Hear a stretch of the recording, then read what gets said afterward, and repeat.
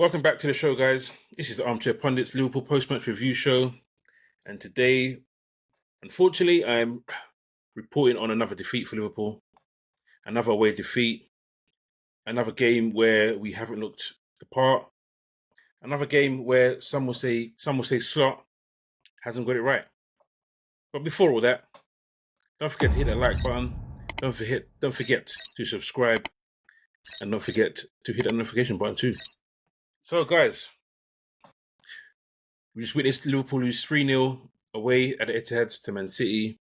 And apart from the disallowed goal, we didn't really have a chance in that game. I think we had one shot on target, which, when you look at the stats, they didn't even give us that shot on target, which is ridiculous. But that was second half. And first half just wasn't good enough. We started off, both teams a bit passive. Then in the 9th minute, Doku goes into the box, gets a little touch on his foot from Mamardashvilli's knee. Referee waves play on, but VAR intervenes and says to have a look, and eventually gives a penalty. Was it a penalty? Probably. So I'm not going to complain about that, in all honesty. But just when you think our game, couldn't start any worse, Mamardashvilli comes up, saves it. Being a top penalty saving goalkeeper as he is, I was elated, to be honest, because what you didn't want was a really bad start to the game like we've had in all of our away games. And I thought, okay, cool, we've had a break, we've had a bit of luck here. But lo and behold, we mess up again. The first goal that we concede, there's so many problems in there. He starts off with Van Dijk, who's at left back, and instead of staying at left back, which some will say he made the right choice to go back, he switches with Robbo. They don't do it quick enough. At one point, it seems like Robbo's telling him to stay there, but Van Dijk is like, no, I'm coming back. Just comes back. But then for me, Robbo needs to get there quicker. He needs to get there quicker and deal with it. Wirtz is there as well. It's the right back coming in. So in theory, as Wirtz's man, Wirtz has got to be covering him. So neither of those two close him down quickly, give him way too much time to cross the ball in. The ball goes in, and you can call it a misjudgment, but Ibu Konate flick heads it back, and Haaland doesn't have a clue, to be honest with you. Flick heads it into Haaland's head, who's obviously attempting the header, and then it loops into the net. And it's 1-0, and we're thinking, another mistake. Obviously, most goals are conceded on mistakes, bar the odd wonder goal, but another mistake early in the game, away from home. And you're thinking, can we turn this around? We get back into the game a little bit, but it's not good enough. But then we get a chance. Well, what I saw as a chance. We get a corner, Van Dijk heads it in, and it nestles into the back of the net, and we're celebrating. We're thinking, yes, we've scored. It's 1-1. Can we go on from here? And then I get up to get a drink. I come back, and VAR, I'm like, oh my goodness. Then you see it, and I don't know, I'm in two minds. I'm 75% it's a goal, and the rest, I'm thinking, okay, maybe not.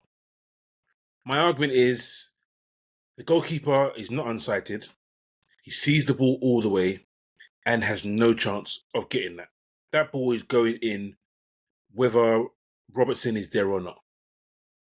I'm thinking, this is ridiculous. To give the goal, as Slot has said, there was a similar goal by the same referee that was given in the Man City versus Wolves game, and the goal was given. Last season, we won 2-0, and Szoboszlai takes a shot, and Jones is in offside position, but he doesn't interfere with play. The ball goes a different direction, I guess. Maybe that's why it's slightly different. But at the same time, the goalkeeper has the knowledge that he's there. Maybe he has to think, could he head it in? Can I go 100% this way because he doesn't know whether Robbo's offside or not? Could he head it in? He obviously knows he's offside because he puts his hand up straight away and says offside. So is he really impacted if he knows that he's offside? Should he just be focusing on the ball rather than, okay, this guy's offside, let me focus on the ball because whatever he does, it doesn't matter. So there's that element to it. But end of the day, they've disallowed the goal, and like I said, some people say it's the right call. Some people say it's not. I just think the goal should have stood because I don't think the goalkeeper had any chance of stopping it. So goal gets disallowed, and the way the things are going, it's not in our favour. I look at the first half stats. And ball possession, 57% to them, 43% to us. Expected goals, 1.20 to our 0.14. We didn't look like we're going to score, if I'm being honest. They had 6 shots. We had 3 shots. They had 4 of those on target. We had none on target. They had 1 big chance and they missed it. We had no big chance, obviously, because we had no shots on target. So first half, they were just better than us. From start to finish, they were better than us. We had a glimmer with the header, but you can't deny that they were better than we were in the first half. And then to cap it off, they score a second goal.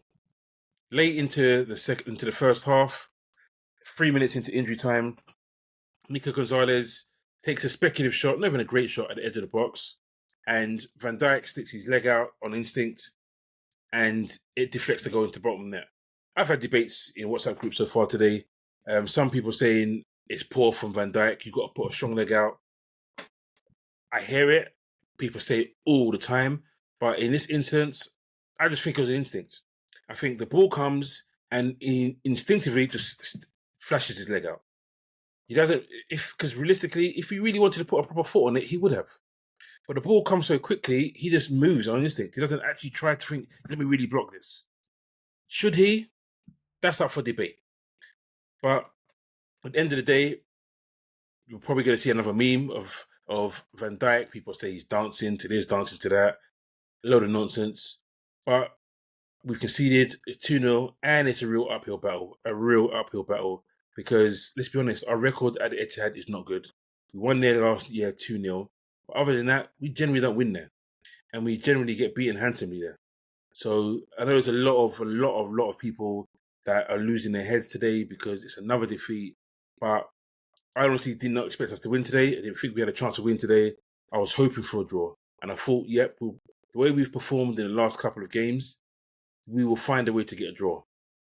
I didn't expect us to get beaten like we did, but that's for later on in the pod. So we're losing the game 2-0, half-time, and you think, some people are saying, make subs. I'll be honest, I had no issue with our starting lineup. Should Kirkus have started? No. He hasn't been good enough so far. Robbo's had 2 good games.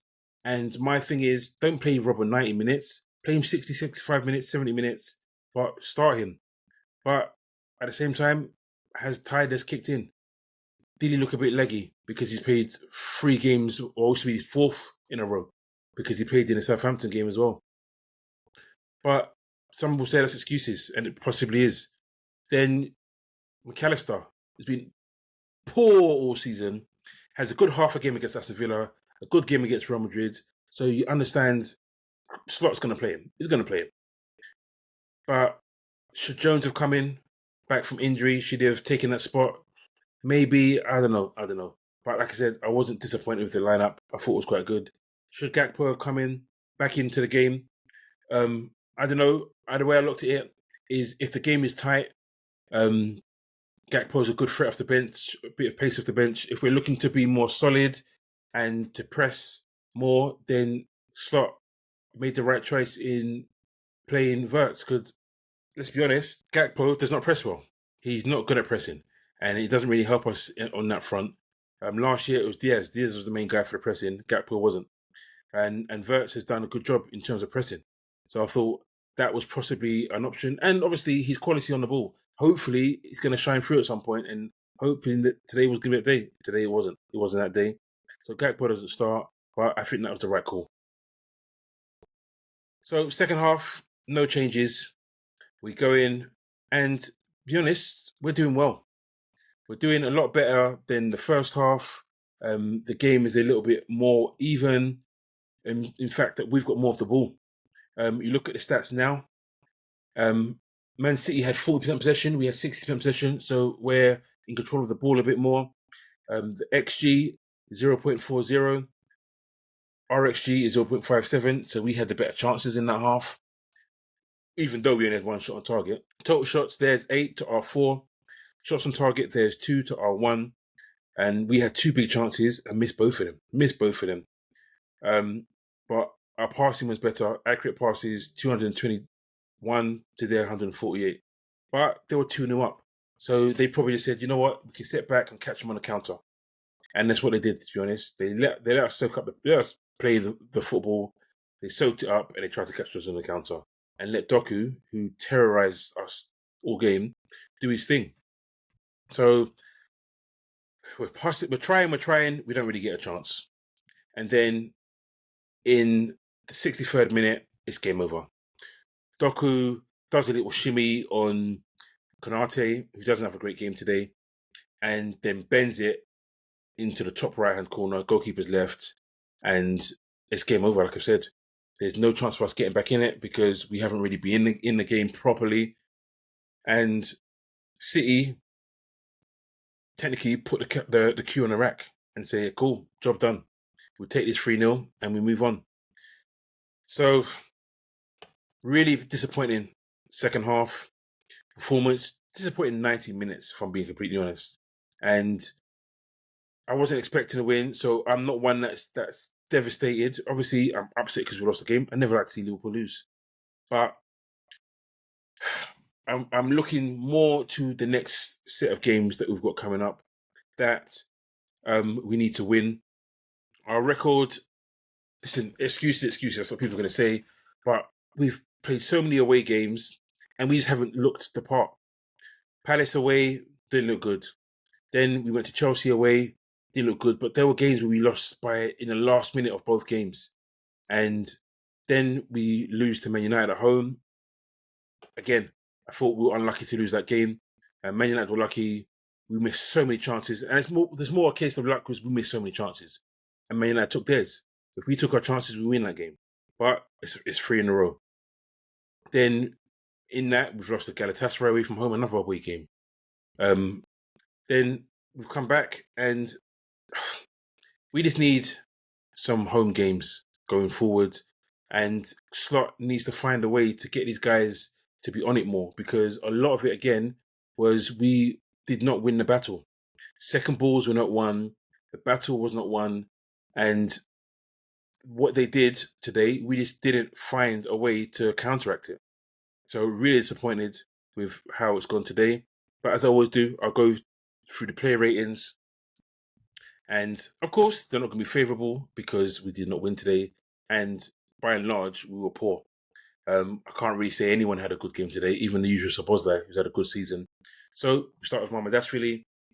Nothing can do about the goals, from being completely honest, but you can see the penalty.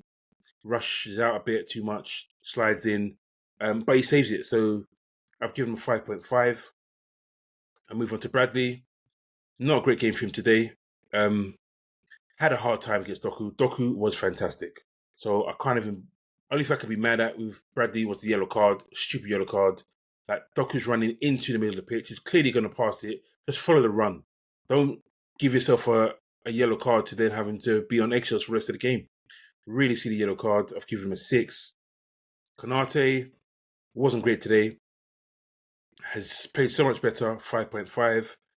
Van Dijk, same. 5.5. He's had better games, but the defense on whole weren't great today. But there are 2 leaders at the back, and I want to see more.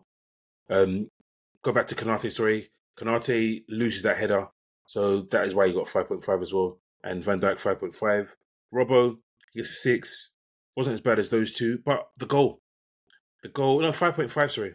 The goal we've conceded, he has to do better, the first goal. He has to get out quicker and not bite on the dummy and then block the cross. There was time to block that cross.